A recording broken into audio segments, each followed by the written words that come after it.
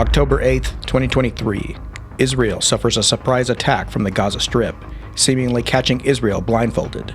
The world has expressed its confusion while the Israeli Defense Forces try to figure out how such an intelligence failure occurred. Could a cyber espionage campaign discovered less than a month ago be the cause, and why is no one talking about it?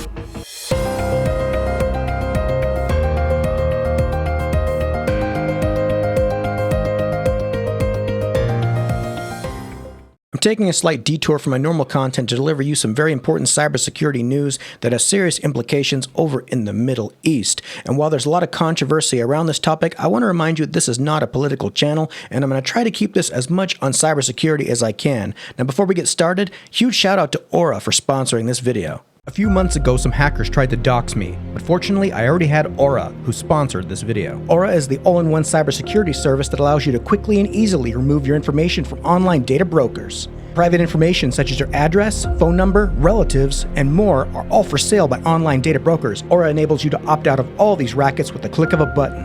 Aura also includes a strong antivirus, VPN, credit monitoring, and $1 million of identity theft insurance. Use the link aura.com/Nico to get a 2-week free trial today. 1 month before the attacks, researchers from the cybersecurity company ESET discovered a campaign by the Ballistic Bobcat group. Ballistic Bobcat is a suspected Iran-aligned advanced persistent threat group that targets education, government, and healthcare organizations, as well as human rights activists and journalists. It is most active in Israel, the Middle East, and the United States.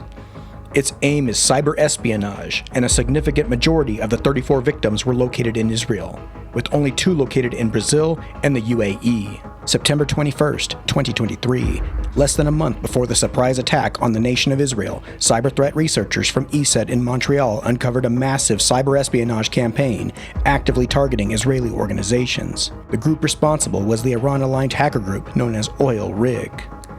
For the last few months leading up to the surprise attack on October 8th, these elite hacker groups, operating as Iranian weapons of cyber warfare, have been carrying out massive espionage campaigns against Israel. The Israeli Defense Force and its vast network of intelligence operatives boast one of the most effective and battle-tested early warning systems in the entire world. And yet, on October 8th, Israel couldn't see it coming. If the Israeli Defense Force itself fell victim to a cyber attack from an Iran-sanctioned hack squad like Ballistic Bobcat or OilRig, then it's easy to theorize that Iran could have gained access to sensitive classified IDF documents.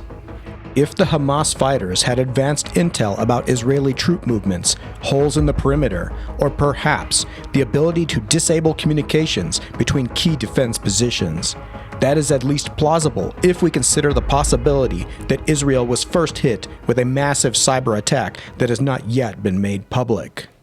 What we do know is that at least 2 state-sponsored Iranian hack teams had months to test their digital weaponry, ample time to perfect and weaponize themselves before a final showdown. When asked by reporters as to how Israel was caught off guard on October 8th, Israeli authorities were already engaged in a war outside the digital. The words, "First we fight, then we investigate," was the quote of the day. While it is only a theory, it would seem to this YouTuber that if Iran had demonstrated its ability to penetrate and seize control of technological assets and sensitive documents leading up to the attacks, why would Iran not use cyber warfare to gain nearly an insurmountable element of surprise on October 8th, 2023? Both Ballistic Bobcat and OilRig deployed advanced and sophisticated malware onto Israeli targets throughout their campaigns. The malware used would first compromise the security of the target computers, then phone home to a command and control server, effectively granting total access to the hackers. If the Israeli government, specifically portions that deal with defense and security of their nation, were hit in this fashion, then there is every reason to assume that Iran had unprecedented access to top-secret national defense documents. At the time of this recording, neither the Israeli government nor my sources within ESET can confirm or deny a cyber attack directly linked to the October 8th attacks.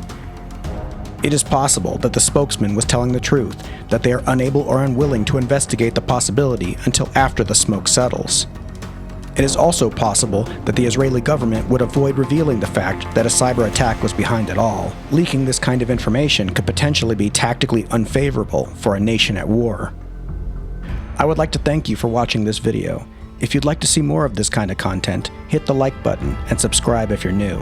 If you'd like to read the documents mentioned in the video, including documents from ESET Research and We Live Security, I'll put links to them in the description below.